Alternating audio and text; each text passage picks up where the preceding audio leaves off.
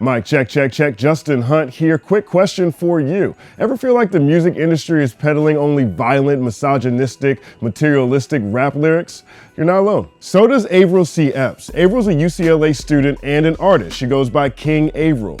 She and Travis L. Dixon released a study called A Comparative Analysis of Anti- and Pro-Social Rap Lyrical Themes Found on Traditional and New Media Outlets. That's a lot of characters. The study took a look at the Billboard Hot 100 from 2010 through 2012 and focused on the songs that were supported by major labels or had major label, major corporation backing. Then they compared that data set to Facebook songs shared by 600 hip-hop heads, also from 2010 through 2012.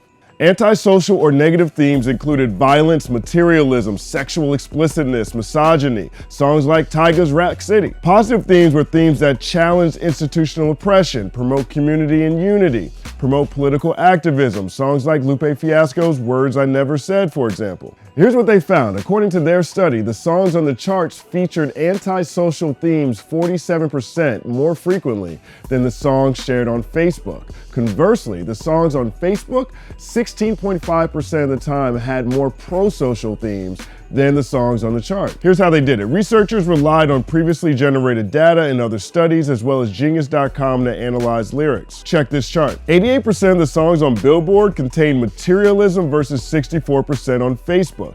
66% of the Billboard joints were bragging about money, only 36% of those on Facebook were doing the same. 23% of the Billboard joints talked about illegal drugs, only 15% on Facebook. That feels low to me on both sides. I feel like drugs live everywhere. Same with gang activity, 19% to 9%.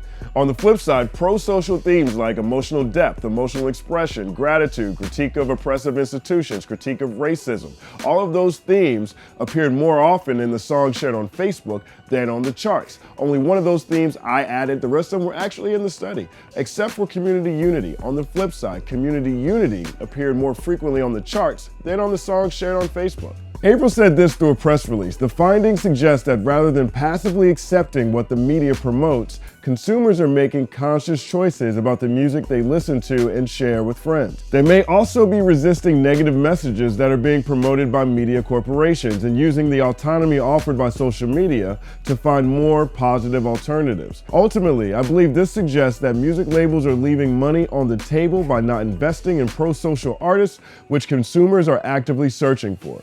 Here's the thing, I like this study, I like what it represents, I like that it fits neatly into this world that I'd like to see true. The only problem I have with it is that they compared songs on the chart to Facebook. Facebook where your grandma hangs out. I'm not sure I'm sharing Molly Percocet where my grandma hangs out. Dirty nursery rhymes where my grandma hangs out. Tip drill where my grandma hangs out. Facebook is where you put the best representation of yourselves. I'm not sure I'm posting all the dicey things that I do alone on my grandma's network. I asked Jack Thriller about this. Here's what he said. You know, when you out in public, you tend to be more conscious of what you say you like and what you don't like. You know, like for instance, a lot of people know that I'm affiliated with 50, right? But it's some things like on my playlist in my phone that I wouldn't let him know or other people know that's in my phone that I listen to the gym by myself because they quote unquote might be enemies or whatnot of him.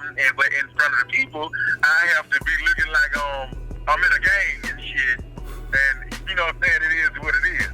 But when I'm by myself and I'm off work, I want to listen to the shit that I want to listen to, even if people don't agree that it is something that I should be listening to because of how they see me professionally.